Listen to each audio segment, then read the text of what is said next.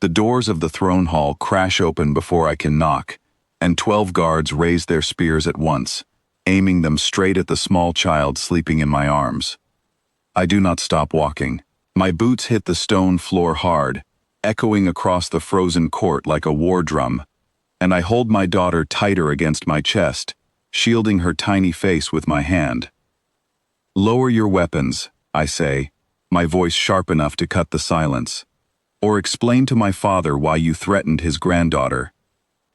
The guards hesitate. Spears wobble.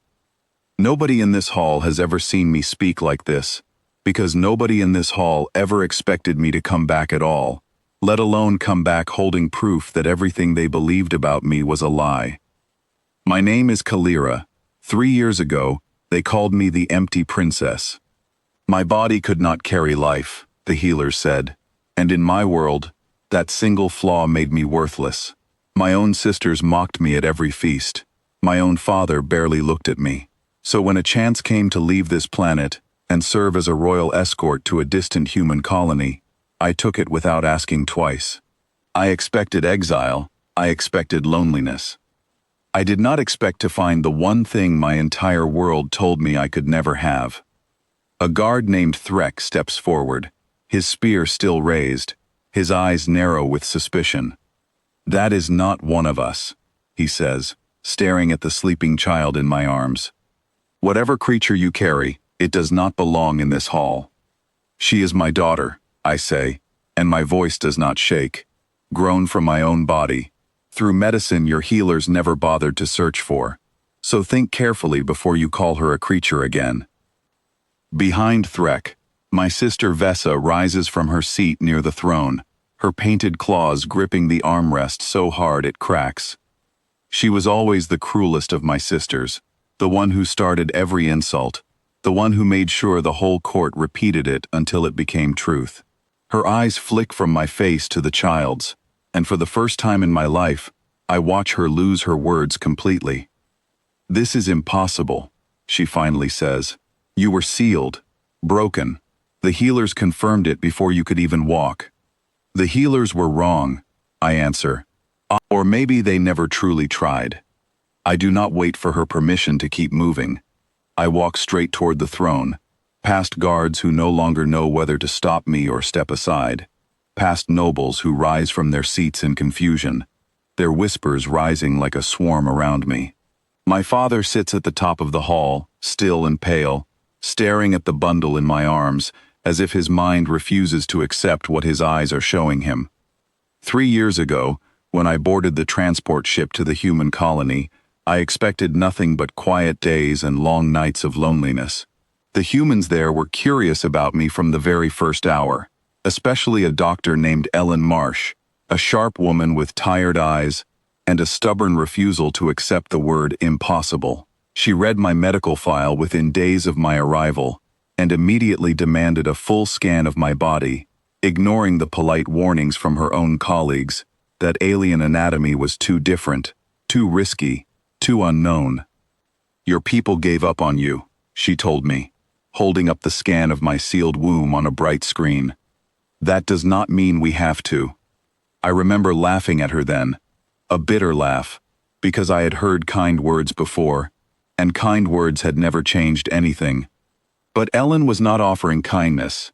She was offering work, careful and relentless, night after night, running tests, comparing tissue samples, arguing with her own team about methods no one had ever tried on a species like mine.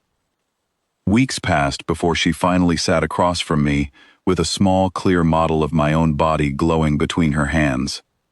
"It is not broken the way they told you," she said.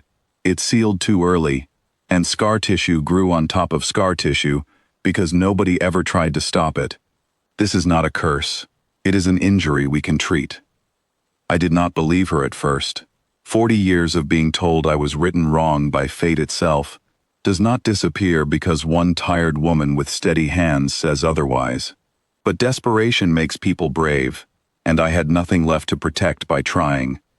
The procedure was long and frightening, and even now, I remember very little of it clearly, except for the strange gentleness in human hands, so different from the cold, clinical touch of my own healers back home. I remember a colony worker named Daniel Foss, holding a light steady above the operating table, whispering small jokes to keep me calm, while Ellen worked with sharp focus for hours that felt endless. 9 months later, in a small quiet room filled with humming machines, I held my daughter for the very first time. Her skin was pale gold, a soft mix of both our worlds, with faint ridges along her brow that marked her as mine, and wide, curious eyes that belonged entirely to her. I named her Sela, a name that meant nothing in either language, because I wanted her first word ever spoken about her to be something new, something that did not belong to the cruelty of my past.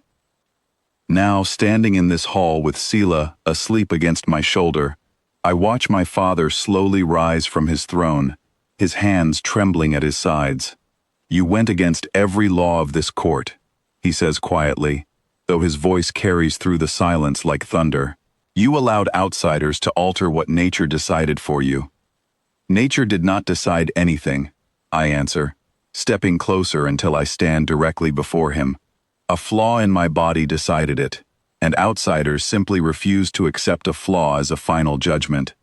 That is not a crime, Father. That is what healing looks like when people actually try."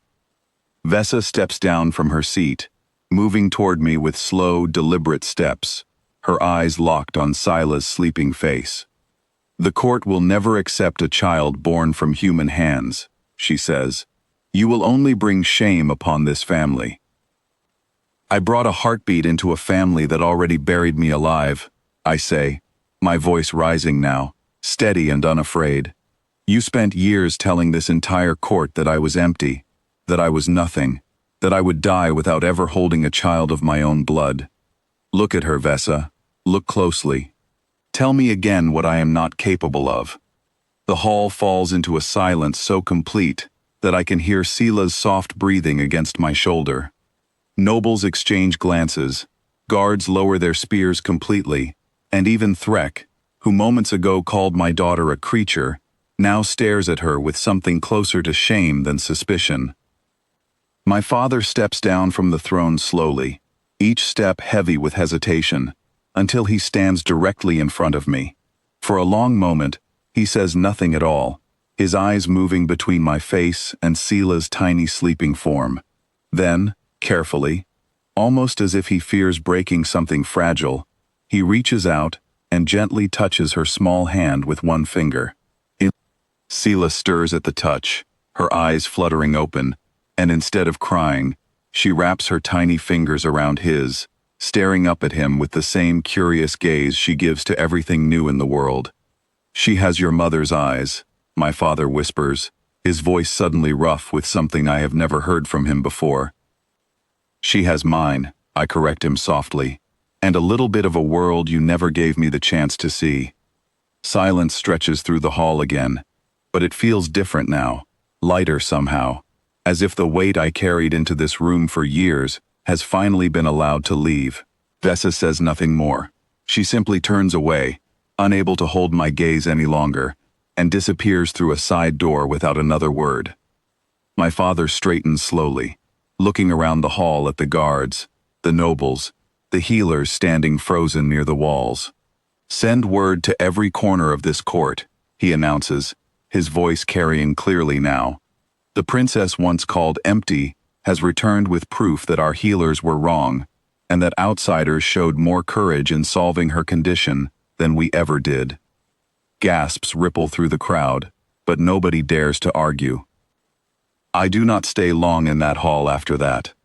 I have learned, over these 3 years away, that approval from people who once mocked me means far less than the small hand now gripping my finger tightly as I carry her back through the palace halls toward the quiet room prepared for us. Sela laughs softly at the lights reflecting off the polished floors, completely unaware of the storm her small existence just caused, completely unaware that she just rewrote everything her mother's world believed to be true.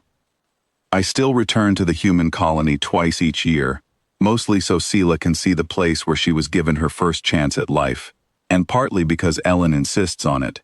calling it a small victory worth celebrating every single time. Daniel still tells the same silly jokes whenever he sees her, and she still laughs at them the exact same way every time, as if the joke is brand new to her each time she hears it. My people are still learning how to look at me without old judgment clouding their eyes, and some of them may never fully manage it. But my daughter runs freely through the halls of a palace that once declared me broken beyond repair, laughing loudly, gripping tightly to a future nobody thought I would ever hold. I was never truly empty.